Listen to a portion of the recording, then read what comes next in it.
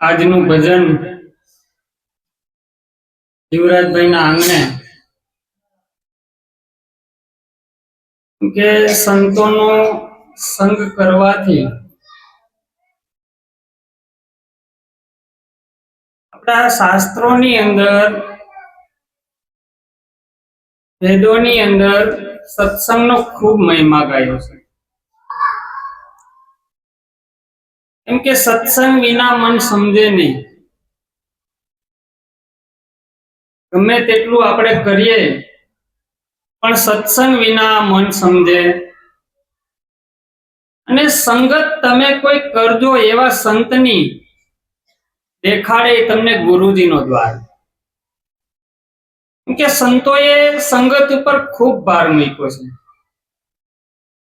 કે સંગત જો આપણી ખરાબ જગ્યાએ થઈ જાય તો આપણે ક્યાંના ક્યાંની અંદરથી ફેંકી દઈએ.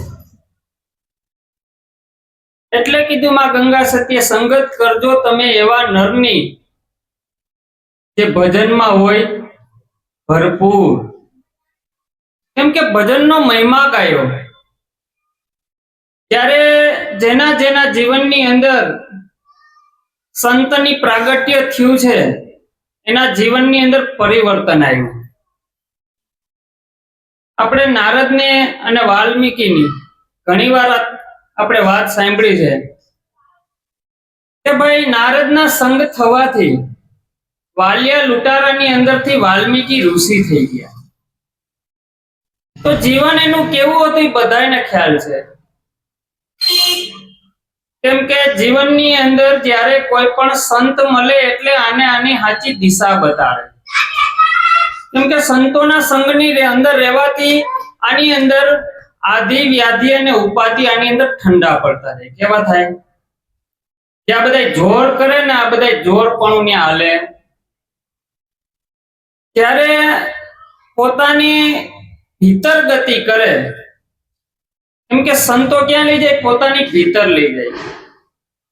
આની અંદર બે દ્રષ્ટિ છે. કેવી દ્રષ્ટિ છે? એક બાહ્ય દ્રષ્ટિ છે અને એક ભીતર દ્રષ્ટિ છે. કેમ કે બાહ્ય દ્રષ્ટિની અંદર આપણે આખું જગતનું ભાન થાય. ક્યાંનું ભાન થાય? જગત આખાનું જેમ સેમ દેખાય. કેવું થાય?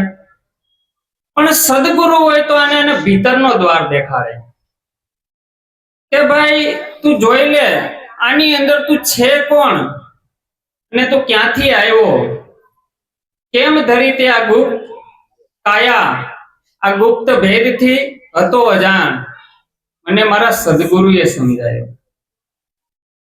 કેમ કે જ્યારે આપણો જન્મ થયો ત્યારે આપણે શિવ સ્વરૂપ હતા પણ ત્યાં હું નતું? આપણું ભાન નતું. હું નતું?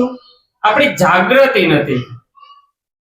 પણ જ્યારે જેમ જેમ જેમ જેમ મોટો થતો ગયો એમ આને બધું આની અંદર પહેલેથી નાખવામાં આવ્યું. એટલે ક્યારથી નાખવામાં આવ્યું? જ્યારે આને છઠ્ઠી થઈ એટલે આને સૌથી પહેલા એનું નામ નાખવામાં આવ્યું. શું નાખવામાં આવ્યું? જે દૈહિક નામ છે એ આને દૈહિક નામ આપવામાં આવ્યું કે ભાઈ હવે આ ભાઈનું નામ તમે હવે જસમતભાઈ રાખો, દીપ રાખો. કેમ કે ઓળખવાનું નામ આપ્યું. હવે આને ઓળખવાનું નામ આપ્યું એની સાથે એને ધીમે ધીમે ધીમે ધીમે ગતિ કરે એટલે આને મન આવ્યું. મન આવ્યું એટલે આને ખ્યાલ પડ્યો કે મનની અંદર જીવન આનું, હવે મનની અંદર આનું જીવન આવી ગયું. ક્યાં આવ્યું? હવે મનથી આ બધું નક્કી કરી લે છે. પછી ધીમે ધીમે ધીમે કરતા આની અંદર બુદ્ધિનો પ્રવેશ થયો. બુદ્ધિ આની અંદર નિર્ણય લેવા વર્ગી ગઈ તો હું સાચું કહેવાય ને હું ખોટું કહેવાય. નિર્ણય લે. શું કરે બુદ્ધિ? પછી ધીમે ધીમે ધીમે ધીમે કરતા આને 5 તત્વનું ભાન થાય, 5 જ્ઞાન ઇન્દ્રિયોનું ભાન થાય. એમ જ્યારે પોતે શિવ સ્વરૂપ હતો અને આની અંદર આને જીવની આની સ્થાપના થઈ ગઈ. શું થઈ ગઈ? ખરેખર શિવ સ્વરૂપ હતો અને જીવની આને ભ્રાંતિ થઈ ગઈ. શું થયું? અંધારાની અંદર પડેલું દોયડું સર્પની ભ્રાંતિ થાય એમ અજ્ઞાન અવસ્થાના કારણે આ જીવની ભ્રાંતિ આની અંદર થઈ, પણ ખરેખર આની અંદર જીવ હતો, ખરેખર શિવ હતો. પણ પછી જો આને કોઈ સદગુરુ મળે તો સદગુરુ મળે તો આનું જીવનું ભાન ભૂલાવી અને આને બ્રહ્મનું ભાન કરાવે. કોનું કરાવે? બ્રહ્મને નક્કી કરાવે. કેમ કે બ્રહ્મ નક્કી કરાવે ને એટલે આને ખબર પડે કે ખરેખર મારે અહીં આવવાનું કારણ શું હતું. આપણે કોઈ પણ જગ્યાએ જવું હોય તો કઈક કારણ હોય ને. આપણે કોઈક લગ્ન પ્રસંગની અંદર ગયા હોય કે વ્યવહારિક પ્રસંગની અંદર ગયા હોય તો ત્યાં એનું કારણ હોય. શું હોય? એમ સત્સંગની અંદર આવવાનું આપણું કઈક લક્ષ્ય હોય, કારણ હોય.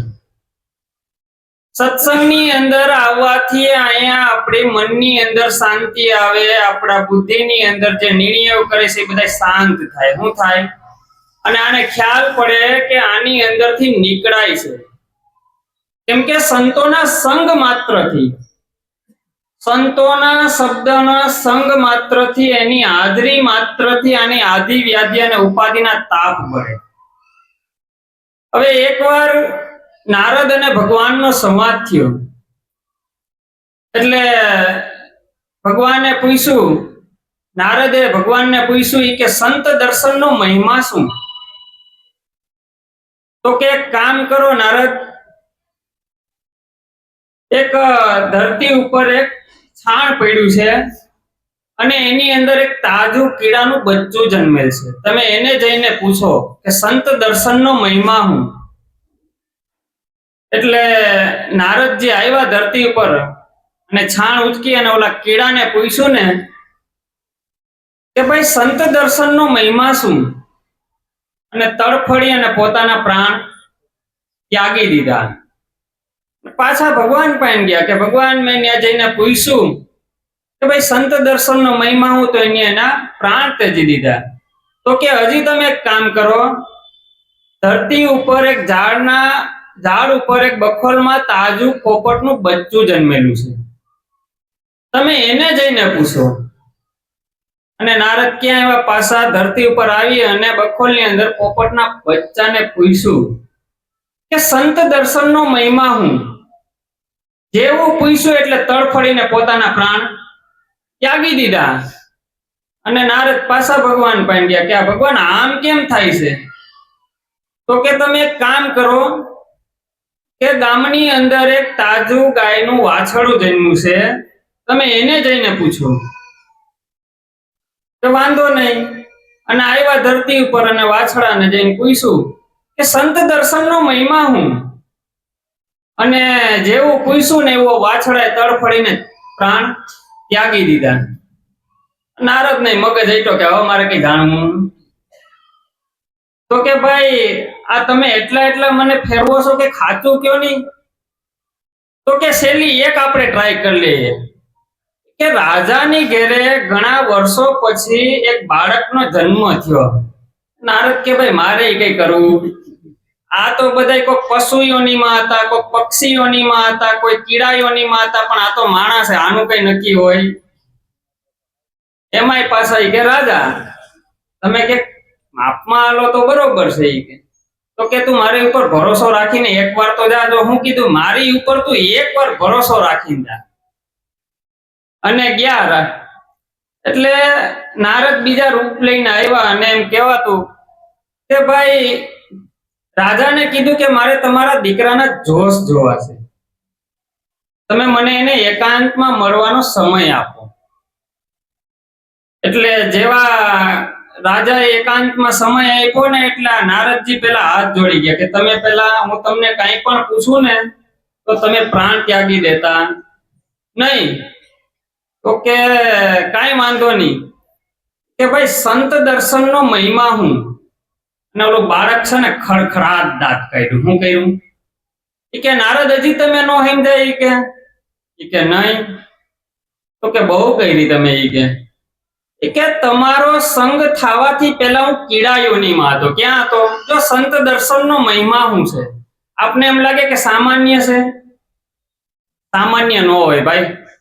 તમારા દર્શનથી હું કીડા યોનીમાં આવ્યો, કીડા યોનીમાંથી હું પક્ષી યોનીમાં આવ્યો, પક્ષીમાંથી હું પશુ યોનીમાં આવ્યો, અને તમારા દર્શન માત્રથી હું મનુષ્ય યોનિમાં આવ્યો. ક્યાં આવ્યો? ઓહો, એટલે કીધું છે ભમરી કેરી હંસા નેણા ઠરે ને નાભી હશે, દુર્લભ એવા સંત છે. કેમ કે જેની નાભી હશે, કોની હશે? એની નાભીમાં એનું જીવન હોય. સંતોનું જીવન ક્યાં હોય? નાભીમાં હોય. બાહ્ય જગતની અંદર એનું ક્યાં જીવન હોય? કેમ કે જ્યારે પોતે ભીતર વળે એટલે આને ખબર પડે કે આની અંદર રોકાવાય છે. કેમ કે ભીતરનો આને અનુભવ કરવાનો છે. ક્યાં? આ જે બધું બાહ્ય છે એ તો બરોબર છે, જે બધી વ્યવસ્થા છે એ બધું બરોબર છે, પણ અહીંયા સંતો બોલ્યા છે કે આત્મ જ્યોતિ તમે અડગી કરીને તમે દીવડિયા સિદ્ધને બારો.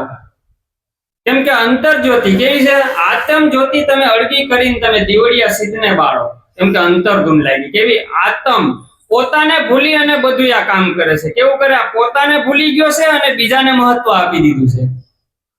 કેમ કે ન્યા તમે જો એટલે અરજી ભાટી કહે છે રામદેવ પીર કે અરજી તમે આત્માને ઓળખીને જ દેહ દશા મટાડો. કોઈ બીજા કોઈને કીધું છે કે આને ઓળખીને તમે મુક્ત થઈ જાઓ, આને ઓળખીને મુક્ત થઈ જાઓ? કેમ કે જ્યારે ભગવાનનો જન્મ થયો એટલે બધાય દ્વાર ખુલી ગયા. શું થયું? આ બધાય દ્વાર બંધ જ હતા ને આપણા, પણ જ્યારે પરમાત્માનું દર્શન થયું એટલે બધા દ્વાર ખુલી ગયા. કેવું? આત્માનું દર્શન થયું એટલે આમાં બધાય દ્વાર ખુલી ગયા કે બંધ છે? ત્યારે બંધ હતા એ બધા દ્વાર ખુલી ગયા.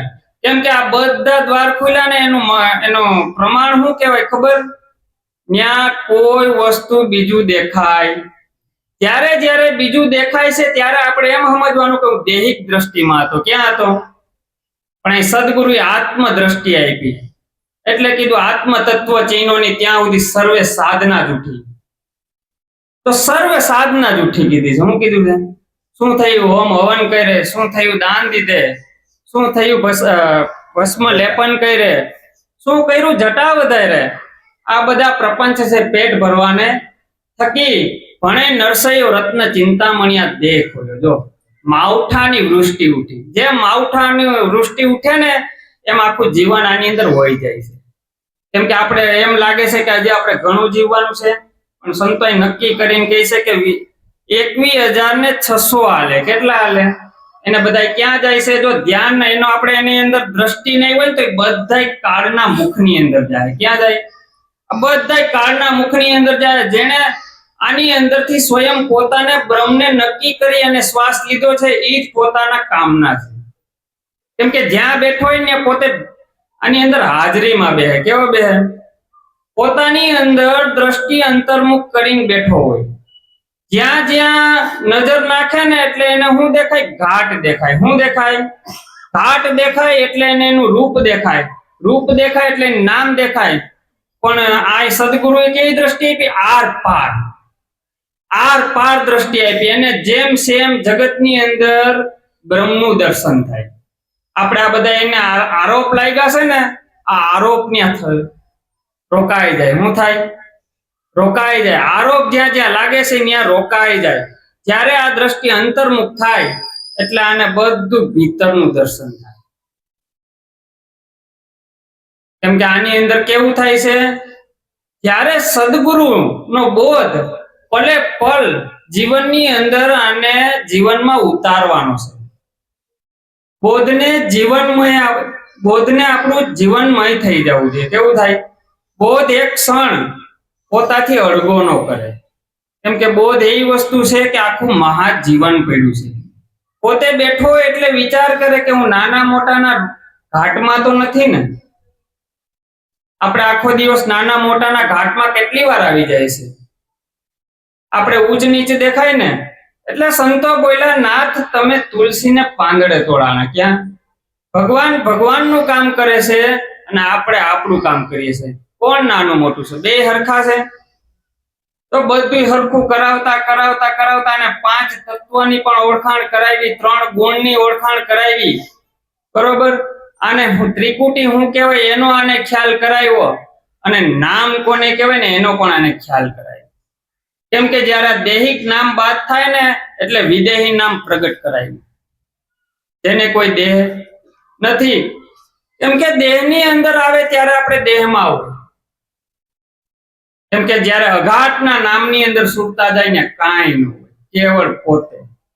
એટલે કીધું જેને બકરાપણાનો બોધ ગયો, કેવળ કેસરી સિંહ રહ્યો, જેને સંત સમાગમ સાચો થયો, એના અંતરનો અંધકાર ગયો. અંતરથી અંધકાર હોય જાય, અંતરથી અંધકાર, જે અંધકાર પડ્યો છે ને, હું દિલીપભાઈ છું, મારું આ નામ છે, મારું આ નામ છે, આ બધો અંધકાર કાઢે બેઠો બેઠો. ઓલા આપણે ઘણા સમય પહેલા છે ને, આપણે ગામડાઓની અંદર ને પેલા લાઈટ નથી ને, એટલે માળી હતા, માળી કુકડો રાખે એટલે આ કુકડો બોલે ને એટલે એ બધા એને બીવડાવે કે મારો કુકડો બોલે ને એટલે કે હવાર થાય હો, કે માળીને કોઈ કઈ કે નહીં. એટલે માળીનું જોર બહુ વધી ગયું. એટલે બધા એકવાર નક્કી કર્યું, ભાઈ હવે આ ભલે એનો કુકડો લઈને બીજે ગામ હોય જાય, એ કે તમે હજી વિચાર કરી લેજો કે મારો કુકડો બોલે ને તે હવાર થાય છે. એ કે પણ મારી હવે જે થવું એ થાય, હવે તમે ગામમાંથી રજા લ્યો. અને મારી હોય ગયા બીજા ગામમાં, અને તોય અહીં હવાર તો થઈ ગયું. એટલે કોકે માળીને સમાચાર અપાવ્યા કે માળી કે હવાર પડતું હતું ને એટલે તમારો કુકડો બોલતો હતો એટલે હવાર નતું થયું. આ હવાર પડ્યું ને એટલે કુકડો બોલતો હતો. એમ ખરેખર આ પરમાત્મા પ્રગટ છે ને એટલે આપણે બધાય કામ થાય છે, બાકી એકોય કામ થાય. આ દ્રષ્ટાંત ઉપર સિદ્ધાંત સમજવાનો. એટલે કીધું પવન પાણીને પ્રકાશ સૌ લોક કરે એની આસ. આવો જેસલરાય આપણે પૂરા પ્રેમ થકી મળીએ. માથે દીવો લઈને કુએ પડવા જાય. જો આ માથે દીવો છે, આ કેવો છે? આ જાગતો દીવો છે. આ દીવો લઈને જ આપણે પડવા જાય છે કે નહીં? બધા ભળી જાય ને એ કુએ પડવા જેવું જ છે. આપણે જ્યાં જેના ભેગા ભળી જાય ને, આ દીવો લઈને આપણે પડી જાય. કેવું થાય? માથે દીવો લઈને કુએ પડવા જાય. ઈ નર અધૂરિયા કહેવાય. કેવા કહેવાય? આવો જેસલરાય આપણે પૂરા પ્રેમ થકી મળીએ. તો આ સંતોએ આની અંદર કંઈક ઈશારો મૂક્યો હોય, કંઈક ને કંઈક આની અંદર રહસ્ય મૂક્યું છે. રહસ્યની અંદર આપણું જીવન નથી જતું અને આપણે કંઈક ચિત્રની અંદર રોકાઈ જાય છે. ત્યારે ચિત્રની અંદર રોકાઈ જાય ને એટલે આપણું જીવન ખુલે નહીં. પણ ચિત્ર અને વિચિત્ર થી પણ આ પર છે. કેમ કે ક્યાંક ને ક્યાંક આપણી દ્રષ્ટિ રોકાઈ જાય. કેમ કે આપણે જે કામ કરતા હોય ને આપણી દ્રષ્ટિ રોકાઈ જાય. દાખલા તરીકે કોઈક સુથાર કામ કરતો હોય તેની દ્રષ્ટિ લાકડામાં રોકાઈ જાય. કોઈ ખેતીનું કરતો હોય તો એની દ્રષ્ટિ ન્યા રોકાઈ જાય. કોઈ કાપડનો ધંધો કરતો હોય તો એની દ્રષ્ટિ ન્યા રોકાઈ જાય. આ બધે ક્યાંક ને ક્યાંક દ્રષ્ટિ રોકાઈ જાય ને. પણ સદગુરુએ શું કર્યું? સંતોની દ્રષ્ટિ સંત ઉપર, એમ આત્માની દ્રષ્ટિ આત્મા ઉપર હોય. ક્યાં હોય? ત્યારે આત્મ દ્રષ્ટિ થાય એટલે આને બધાયમાં એક જ હરખું દેખાય. કેવું દેખાય? કોઈ નાનું નથી ને કોઈ મોટું નથી. આ ખ્યાલ જગતનો ખોટો, આ ખ્યાલ છે ને જગતનો ખોટો છે. કેમ કે આત્માને ઓળખીને ભ્રમણાને ભાંગ્યા વિના ભવના ફેરા નહીં ભાંગે. કેમ કે આત્માને જ ઓળખવાની વાત કરી છે. કોઈ પણ મહાપુરુષોનો તમે મત લ્યો, આત્મા સિવાય કોઈ વાત કરશે? કોઈક ને કંઈક આપણે તમને રહસ્યની અંદર રહસ્ય છુપાયેલું છે એનું તમને રાજ જણાવે. સદગુરુ હોય ને આનું તમને રાજ બતાવી દે. શું બતાવે? આપણે ખોટું કામ કર્યું હોય તો એને આપણે એનાથી બીતા લઈએ ને કે ભાઈ આ મારું રાજ કહી દે. શું થાય? અમારે ક્યાં રાજ કહી દે.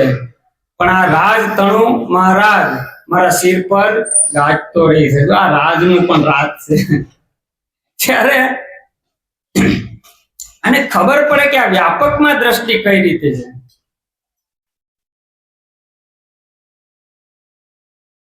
વ્યાપકમાં દ્રષ્ટિ કઈ રીતે છે? એમ કે વ્યાપકમાં દ્રષ્ટિ ન આવે ત્યાં સુધી તૂટક થાય ને.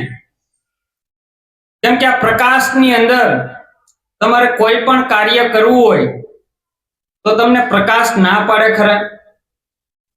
આની અંદર ચોરી થાય, જુગાર રમાય, દારૂ પીવાય, બધું થાય કે નહીં?